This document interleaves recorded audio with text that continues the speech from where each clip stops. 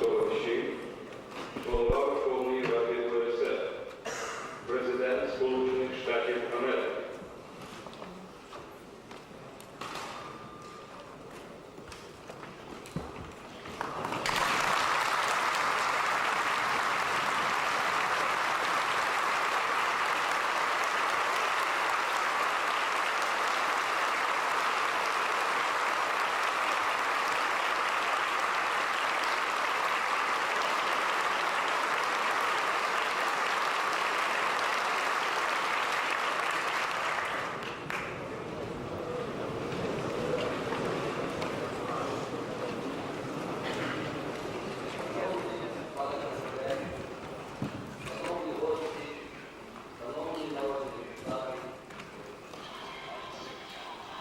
Гадаю, що всі ви погодитесь зі мною.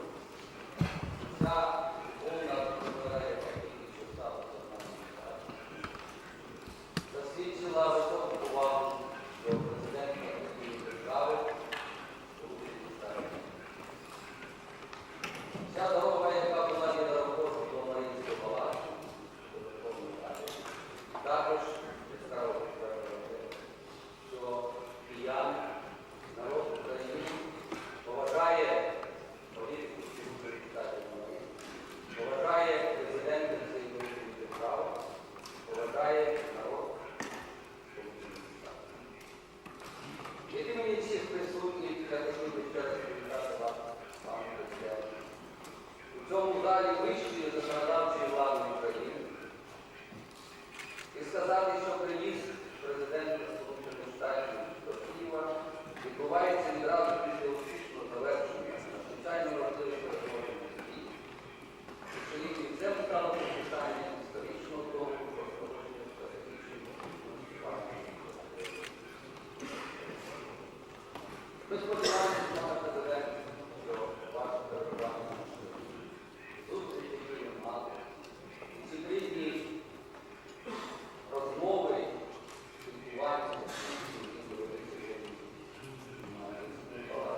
спілкування, те, що ви поділитесь своїми думками, своїми знами, народними депутатами, представниками всіх політичних сил, які є в Україні, буде значною подією і стане історичною відповіддю в житті нашої країни.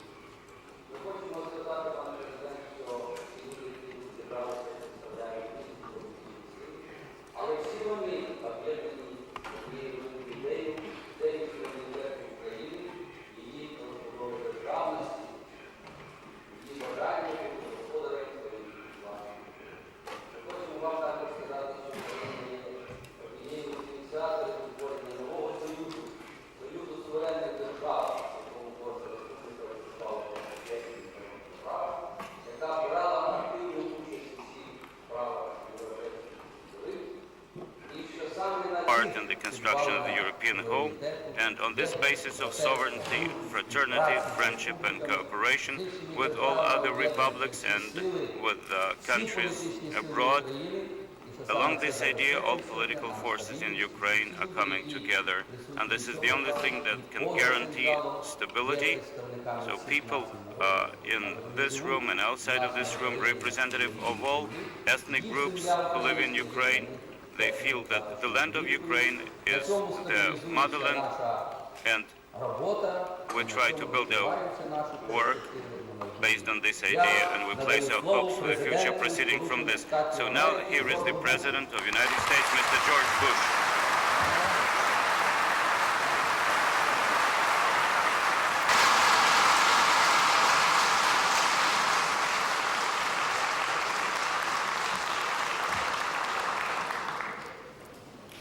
Well, first, thank all of you for that warm welcome. And may I take this opportunity to thank all people of Ukraine that gave us such a warm welcome, such a heartfelt greeting. Every American in that long motorcade, and believe me, it was long, was moved and touched by the warmth of the welcome of the people of Ukraine. We'll never forget it. Chairman Kravchuk, thank you, sir. And to the deputies of the Supreme Soviet, may I salute you, members of the clergy that are here, members of the diplomatic corps, representatives of American pharmaceutical and healthcare corporations, who I understand are with us today, and distinguished guests all.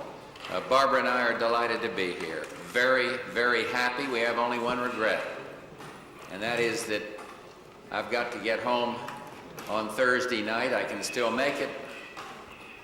The reason is our Congress goes out tomorrow, finishes their session they're in now, and I felt it was important to be there on that last day of the final session. This beautiful city brings to mind the words of the poet Alexander Dovchenko. The city of Kiev is an orchard. Kiev is a poet. Kiev is an epic. Kiev is history. Kiev is art.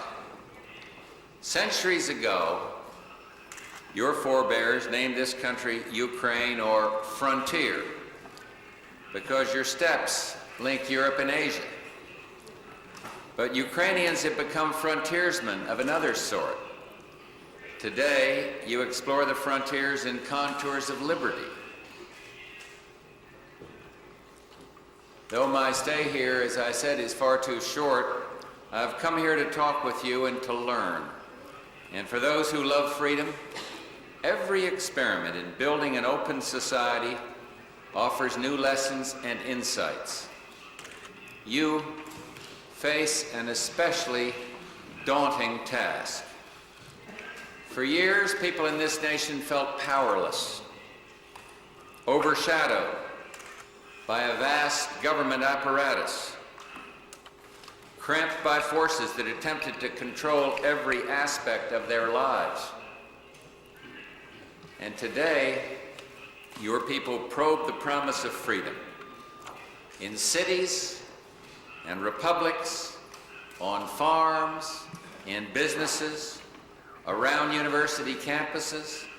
You debate the fundamental question of liberty, self-rule, and free enterprise. Americans, you see, have a deep commitment to these values.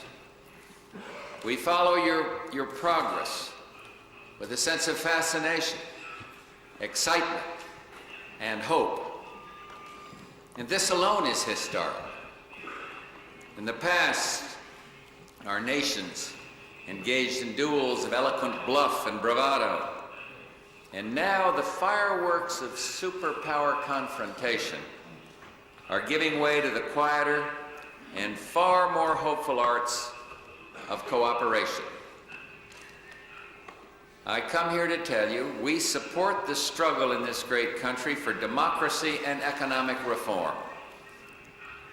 And I would like to talk to you today about how the United States views this complex and exciting period in your history, how we intend to relate to the Soviet Central Government and the Republican governments. In Moscow, I outlined our approach. We will support those in the center and the republics who pursue freedom, democracy, and economic liberty. We will determine our support not on the basis of personalities, but on the basis of principles. And we cannot tell you how to reform your society. We will not try to pick winners and losers in political competition between republics or between republics in the center. That is your business. It's not the business of the United States of America. Do not doubt our real commitment, however, to reform. Do not think we can presume to solve your problems for you. Theodore Roosevelt, one of our great presidents, once wrote, "To be patronized is as offensive as to be insulted." No one of us cares permanently to have someone else conscientiously striving to do him good. What we want to work with, that someone else for the good of both of us. That's what our former president said. We will work for the good of both of us, which means that we will not meddle in your internal affairs. Some people have urged the United States to choose between supporting President Gorbachev and supporting independence-minded leaders throughout the U.S.S.R. I consider this a false choice. In fairness, President Gorbachev has achieved astonishing things, and his policies of glasnost and perestroika and democratization point toward the goals of freedom, democracy, and economic liberty. We will maintain the strongest possible relationship with the Soviet government of President Gorbachev, but we also appreciate the new realities of life in the U.S.S.R. And therefore, as a federation ourselves, we want good relations, improved relations with the republics. So let me build upon my comments in Moscow by describing in more detail what Americans mean when we talk about freedom, democracy, and economic liberty. No terms have been abused more regularly nor more cynically than these. Throughout this century, despots have masqueraded as Democrats. Jailers have posed as liberators. And we can restore faith in government only by restoring meaning to these concepts. I don't want to sound like I'm lecturing, but let's begin with the broad term freedom. When Americans talk of freedom, we refer to people's ability to live without fear of government intrusion, without fear of harassment by their fellow citizens, without restricting others' freedom. We do not consider freedom a privilege to be doled out only to those who hold proper political views or belong to certain groups. We consider it an inalienable individual right bestowed upon all men and women.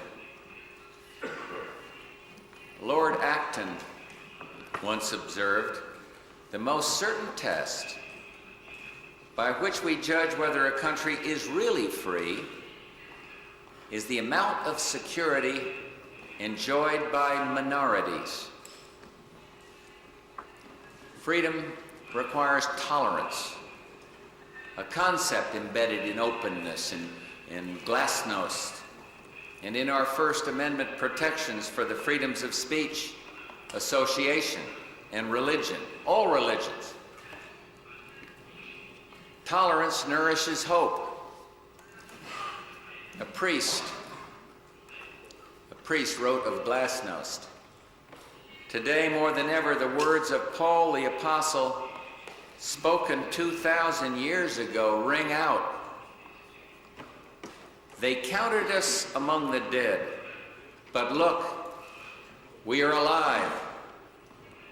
In Ukraine, in Russia, in Armenia, and the Baltics, the spirit of liberty thrives.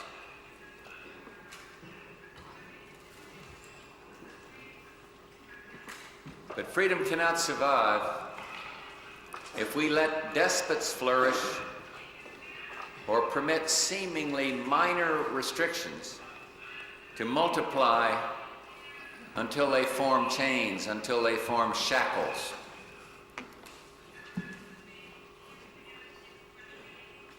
Later today, I'll visit the monument at Babi Yar, a somber reminder, a solemn reminder of what happens when people fail to hold back the horrible tide of intolerance and tyranny. And yet freedom is not the same as independence. Americans will not support those who seek independence in order to replace a far-off tyranny with a local despotism. They will not aid those who promote a suicidal nationalism based upon ethnic hatred.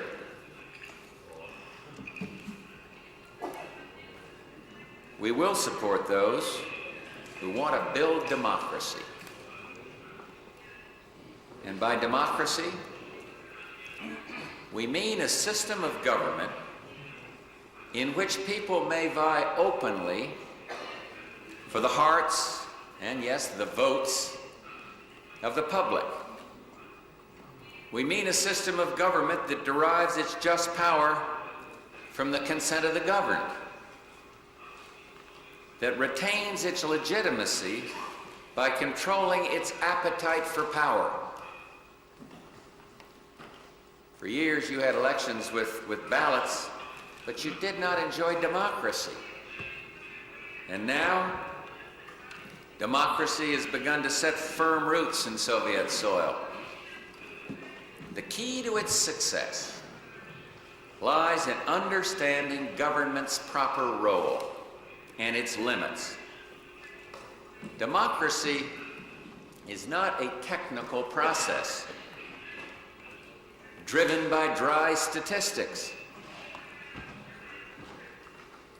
It is the very human enterprise of preserving freedom so that we can do the important things, the really important things. Raise families, explore our own creativity, build good and fruitful lives. In modern societies, freedom and democracy rely on economic liberty. A free economy is nothing more than a system of communication. It simply cannot function without individual rights or a profit motive, which give people an incentive to go to work, an incentive to produce. And it certainly cannot function without the rule of law, without fair and enforceable contracts, without laws that protect property rights and punish fraud. Free economies depend upon the freedom of expression, the ability of people to exchange ideas and test out new theories. The Soviet Union weakened itself for years by restricting the flow of information, by outlawing devices crucial to modern communications, such as computers and copying machines.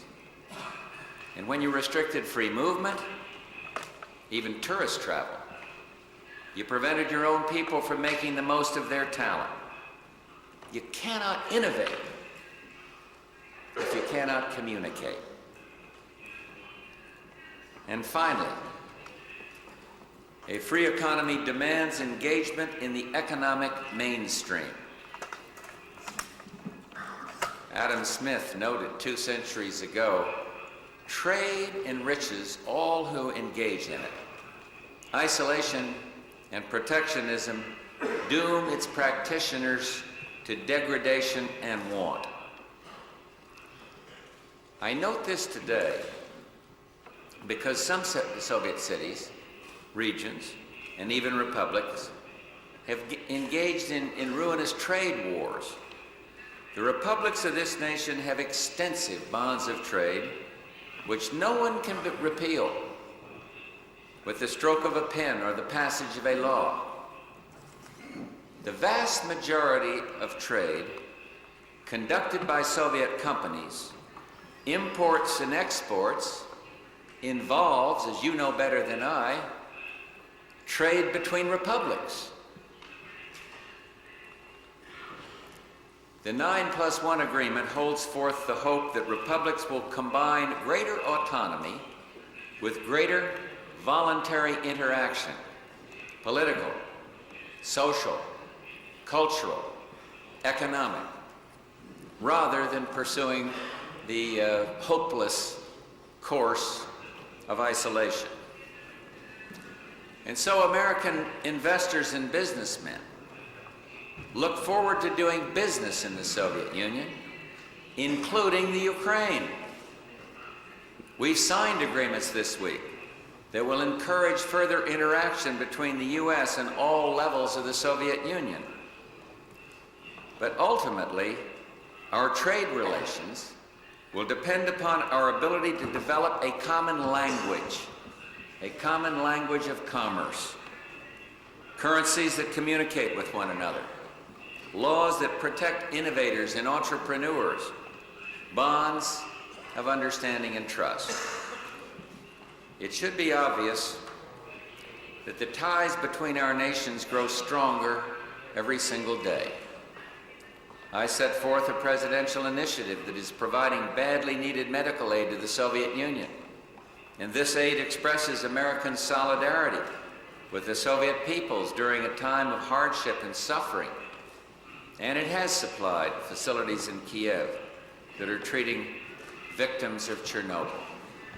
You should know that America's heart, the heart of all, hearts of all, went out to the people here at the time of Chernobyl.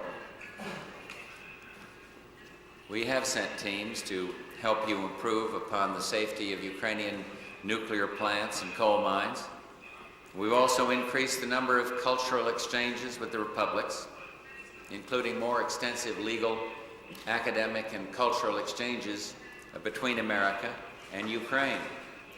And we understand that you cannot reform your system overnight. America's first system of government, called the Continental Congress, failed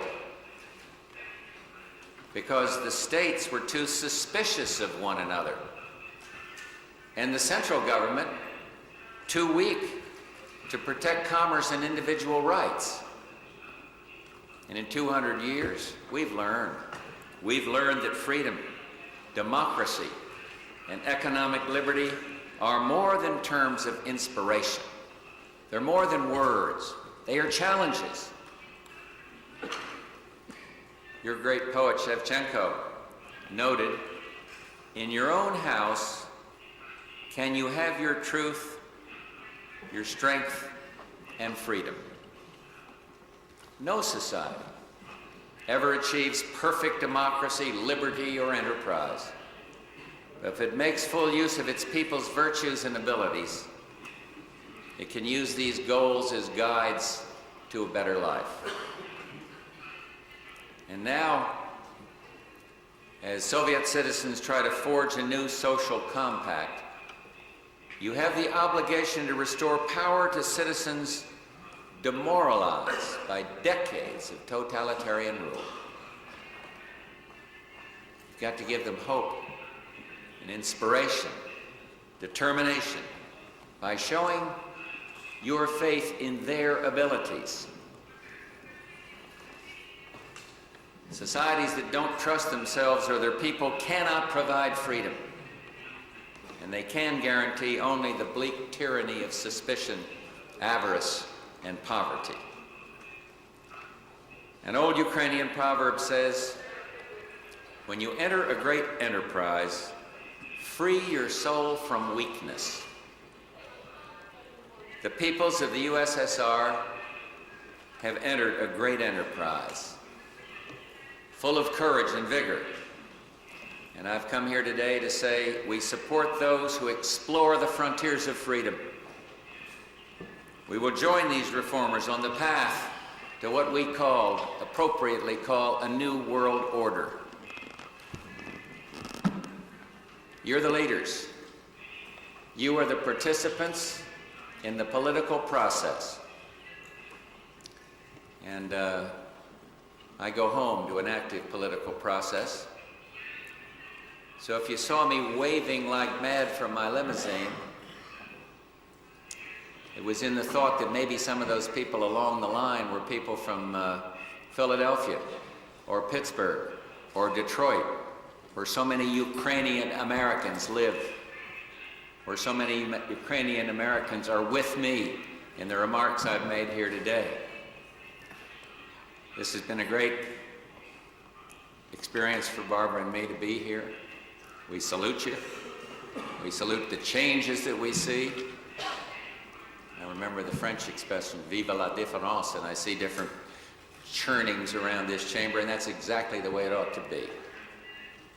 One guy wants this, another one that. That's the way the process works when you're open and free, competing with ideas to see who's going to emerge correct and who can do the most for the people in Ukraine. And so, for us, this has been a wonderful trip, albeit far too short. And may I simply say, may God bless the people of Ukraine. Thank you very, very much.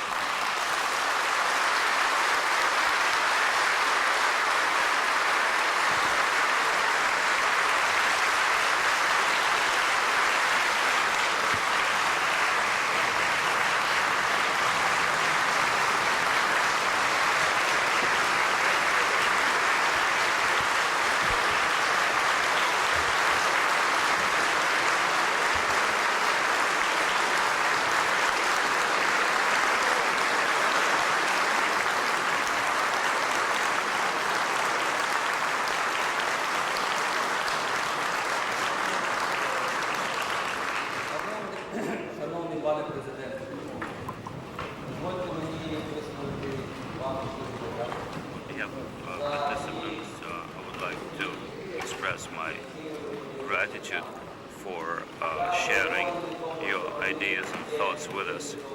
We believe that this is the experience of a great road that you've come along the road of democracy and liberty. For all of us present here, it was really very moving to hear that in order to persuade everybody that we're striving for democracy and for progress, and you quoted Shevchenko, our great poet, and I would like to say that this is not only a very spiritual moment to us, but also the sign that you feel deep respect to the history of our land. And we'd like to assure you that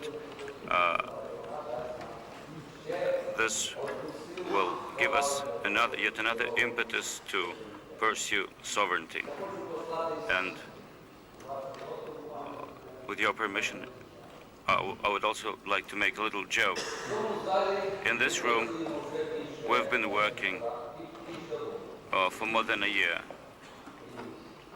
15 months, but there have never been so many people in this room before, and it's never been that silent when somebody was making a speech.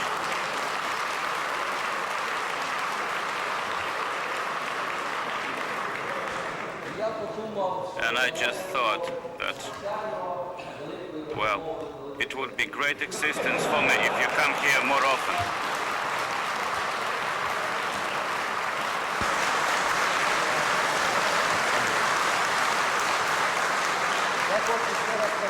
So once again,